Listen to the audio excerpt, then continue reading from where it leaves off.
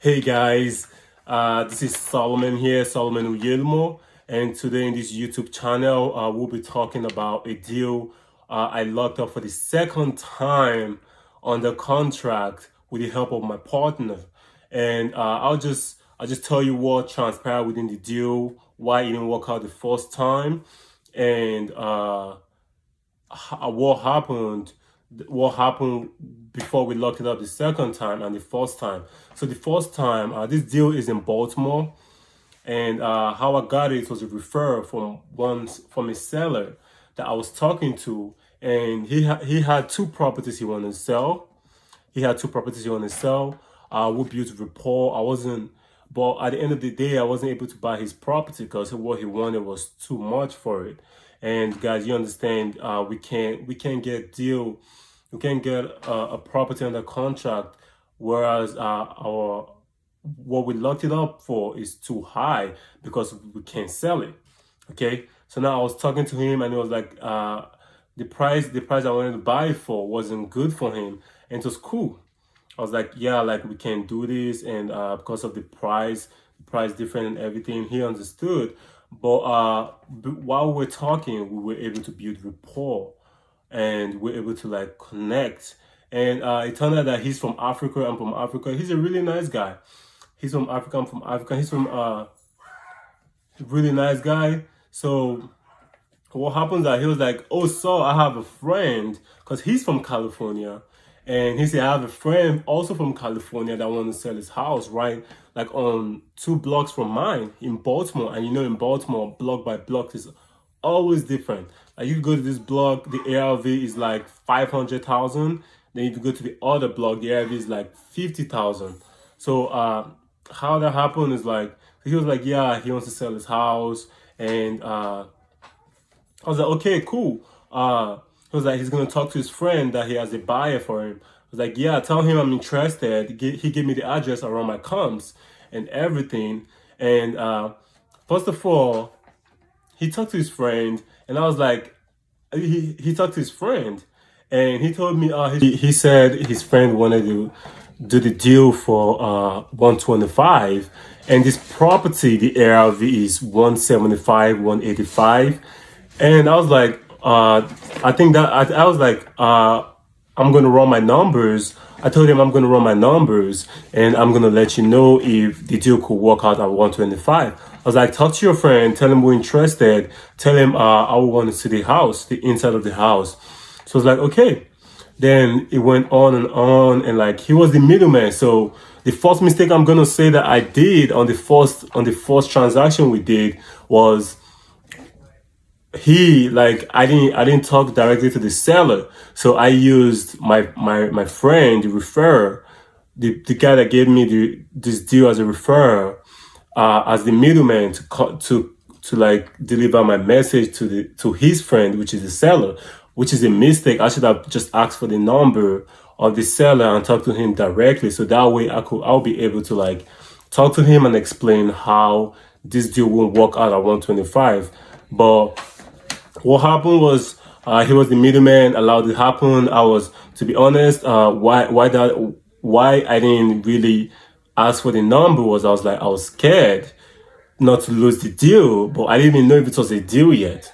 So that's one thing, you guys. Don't be afraid to ask sellers for anything. Don't be afraid. If you need something, ask them, because it's their job to provide it for you to be able to, for you, it's their job to provide whatever you need for you to make this transaction smooth and easy for them, and for you to be able to fulfill your own part of the obligation, your own part of the deal, and stuff like that. So he talked to the seller. He said 125, and I was like I ran the numbers. I was like, hey, his name is Mike. I was like, hey, Michael, I don't think this deal will work at 125.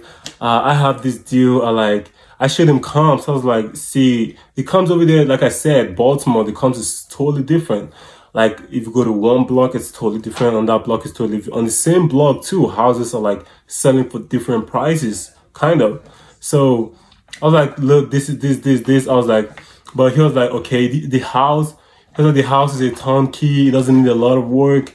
uh doesn't need a lot of work. And I was like, I told him I'll be able to do this deal, or like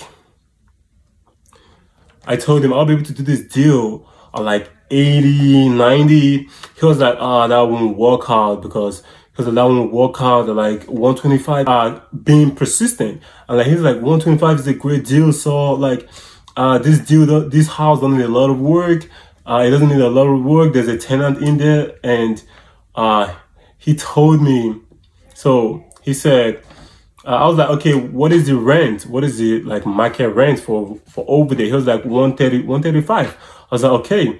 So I was like, tell the seller I want to see the inside of the house. So I sent like a bird dog in there to take pictures and everything. So the pictures got back to me, and the house don't look that bad, but the tenant in there, because of all the stuff in there, like with all the tenant stuff in the house, it made it look rough, because the tenant had clothes everywhere, like it wasn't arranged. And like, so, but the ground just need like cleaning and stuff like that, because I saw the pictures. So I was like, okay, tell this. I was like, okay, I talked to him. I was like, hey, we kept communicating with numbers, because I can't really remember everything, because it was like 2 months ago that the first contract, the first one we had on the contract. So I was like, okay, tell the seller I could do. I came up my number. I came up. I was like, tell the seller I could do 100, 110. Then he came back. I was like, no. So like the seller said the last he could do is 125. Or I was like, no, I can't do 125. Tell the seller I could do 123. You see my mistake. I went up. I kept going up, because I wanted it to be a deal.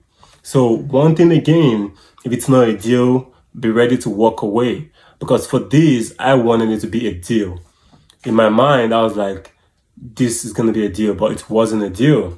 So I sent it to the seller. The the seller agreed at like 123, and I was like, okay, let me see if I could make this work. And I sent it. I was like, yes. I like, hey Michael, send me the seller's email. He sent me the seller's email. I sent the contract, the agreement to the seller, and everything in it. We need a 15 days inspection period. We'll close in 30 days. The price, everything. And the seller took like 2 days to sign it. And the seller told me he took long to sign it, because there's a tenant in there, and we need to evict the tenant.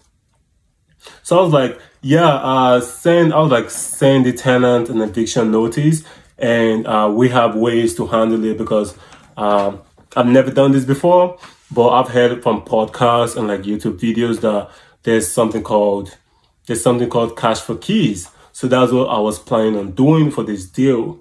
So so he was like, okay. So we had it under contract. We had it under contract. I sent the contract to my title company in Baltimore, Swan Title. For anybody that needs a title company, Swan Title, they're really good. They're on top of everything.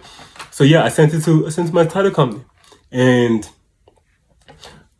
we got everything going. We got all the transaction rolling. So I took the deal. I was like, okay, let me send it to my buyers. So I sent it to like my major buyers. I was like, hey, look at this deal. Are you interested or not? I sent them the numbers. I sent them what I think and everything.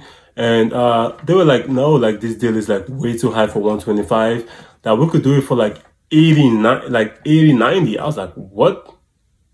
So you see, that actually messed up everything, because I got it on the contract for 123, and they said they could do it for 80, 90. So I was like, oh wow. So I got on the contract for too high. And again, guys, it's because I wanted it to be a deal. It wasn't a deal. I wanted it to be a deal. So I was like, I already promised this guy I'm gonna do this deal. I was like, okay. So So I already promised the seller I was gonna, I was gonna do the deal. So I reached out to one of my network. I was like, hey, I have a problem with this deal.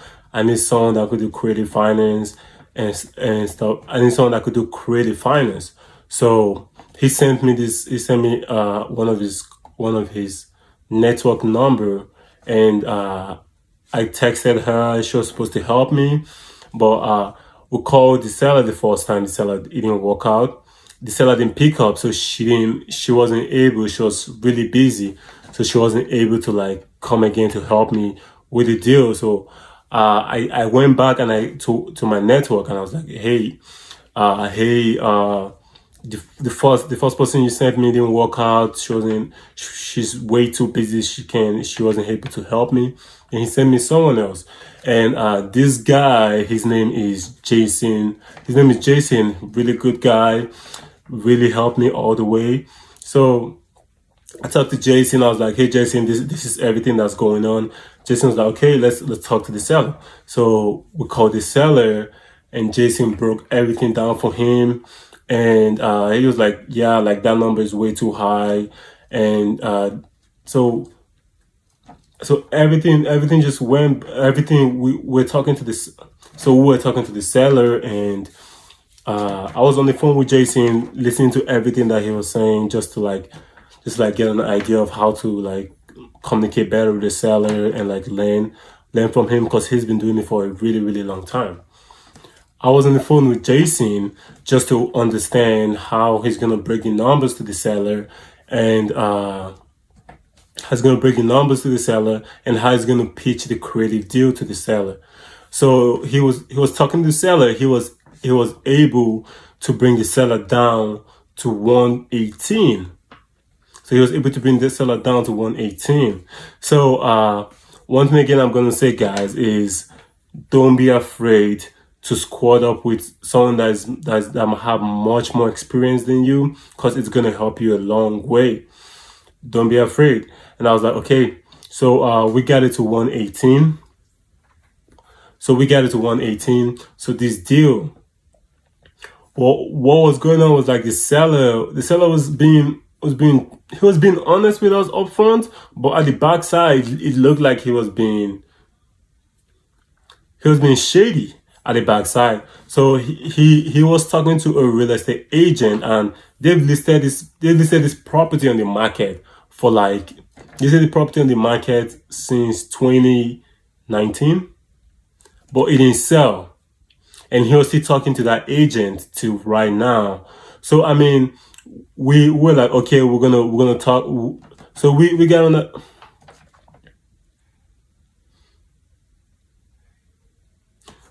it on the contract, and we got on the contract for 118, and the ARV, like I said, is 185 for the ARV. It's like a turnkey, and all it needs is just like a little bit of work in there. So we got on the contract, and the next day at like 11:59, we found out that the property is on the market in Zillow. So like, what's going on? Like what is going on? I was pissed, guys. I'm telling you, this property, I've been working on it for like 3 months. I was pissed. I was like, what is going on? Like, why would they do that? Like, stuff like that. And we called him that night. We called him like 3 times. He didn't answer because he's in California, so the time difference is there's a time difference. So we called him. He didn't answer. We're like, wow, why would he do that and stuff like that? Like, then we tried calling the realtor that listed it. She didn't answer. So the next morning, in the afternoon, I was like, "Hey, Jason, let's call this guy again." So we called him, and what happened that he explained everything to us. He was like, "No, that's not what happened. Like the realtor actually, he had it on a contract with the realtor before, but the contract just expired like 3 days ago. So the realtor just sent him an email telling him to renew the contract, but he hasn't renewed it, and the realtor put it on the market. So I don't know, like that is actually shady on the realtor side. So okay, we're like, okay, so I mean, we just explained to him that we thought like there was something shady going on around here, and whether he was playing with us and stuff, like whether he was playing with us, and he was like, nah, like I told the realtor like that I don't like she should hold on, that I already have I already found buyers. That's what he said. I already found buyers. And if it doesn't work out, I could still go with the realtor. It's like, okay, so we're cool. And yeah, so we just got this. So for the second time, we got the property under contract with my partner, Jason. And now we're looking to sell the deal right now. So guys, I'm gonna keep you updated with what happens with the deal if when we sell it, because right now we already have one like two buyers interested in the deal, and I'm gonna keep you updated if we were able to sell the deal and if anything happens with it. So so yeah, and the numbers for this deal, like I said, the ARV is like 175, 185. We'll put it under contract for like 118, and for 185. No, scratch that. We had this property under contract for 118, and the ARV is about 175, 185. I'll say 185 for the highest ARV over there. And we put it on the market for 132. We put on the market for 132, and we already have some interest in it. So guys, we're gonna see I'm gonna so yeah guys, I'm gonna let you know if we're able to sell it, what happened, and everything. So let me just run the numbers. So I have my calculator with me, that's what I'm looking down right now.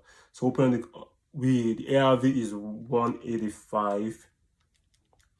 So times, so what we do is now that the market is hot, we use 0.84 instead of 0.70. So instead of 70% ARV, we use 84% ARV.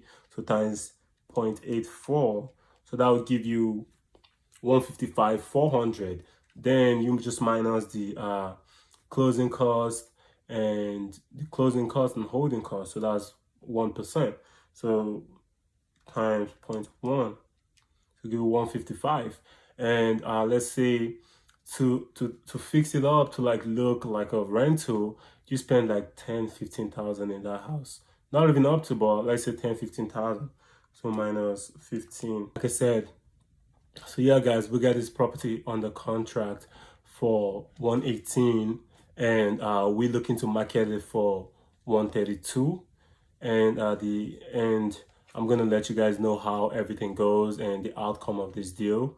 If you guys find this really helpful, just leave a comment. If you have any questions about the deal, leave a comment. And you guys should like, subscribe, and just click the notification, the bell button, so that whenever I post a video, you guys will get a notification. And just feel free to ask any questions. I'll be happy to help with whatever I can. And see you guys next week.